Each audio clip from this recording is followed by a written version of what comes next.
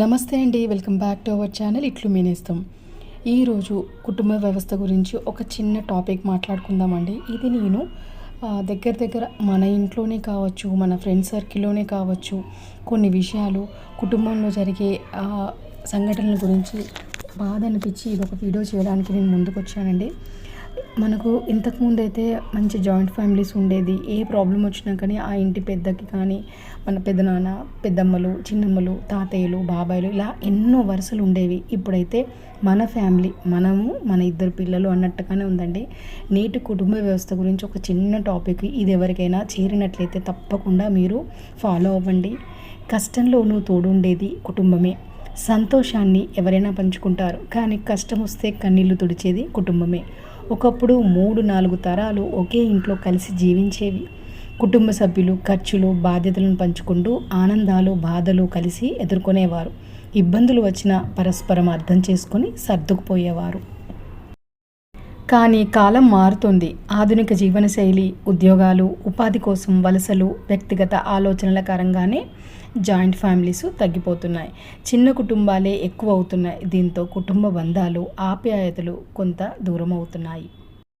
ఈ రోజుల్లో మొబైల్ ఫోన్లు, సోషల్ మీడియా ఎంత దగ్గర చేసినా మనుషుల మధ్య మాత్రం మనసుల దూరాన్ని పెంచుతూ ఉన్నాయి. ఒకే ఇంట్లో ఉంటూ కూడా పలకరించుకునే సమయం లేకుండా పోతుంది. పెద్దలను గౌరవించడం, చిన్నవారిని ప్రేమగా చూసుకోవడం వంటి కుటుంబ విలువలు క్రమంగా తగ్గిపోతూ ఉన్నాయి. డబ్బు, హోదా కన్నా కుటుంబ ప్రేమ గొప్పది. మనసు విరిగినప్పుడు ధైర్యం చెప్పేది, కష్టకాలంలో అండగా నిలిచేది కుటుంబమే. జీవితంలో ఎన్ని విజయాలు సాధించినా ఇంట్లో ఎదురు చూసే మనుషులు లేకపోతే ఆ ఆనందానికి విలువ ఉండదు.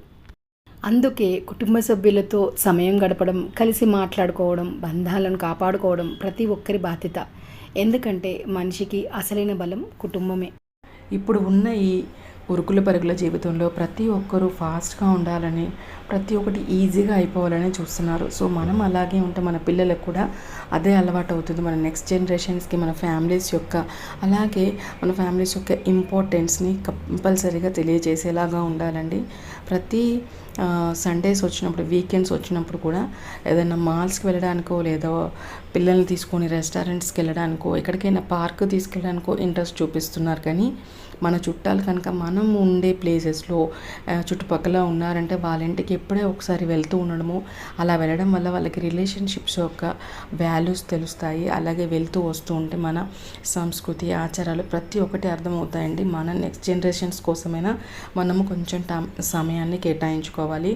అలాగే కుటుంబ వ్యవస్థ యొక్క విలువలు మన నెక్స్ట్ జనరేషన్కి తెలిసేలాగా చేయాల్సిన ధర్మం మనలోనే ఉంది.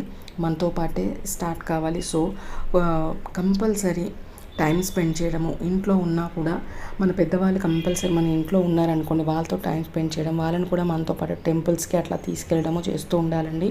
మనం ఎంత బాగా చూసుకుంటే మన పిల్లలు కూడా రేపు మనకు అంతే వాల్యూ ఇస్తారు.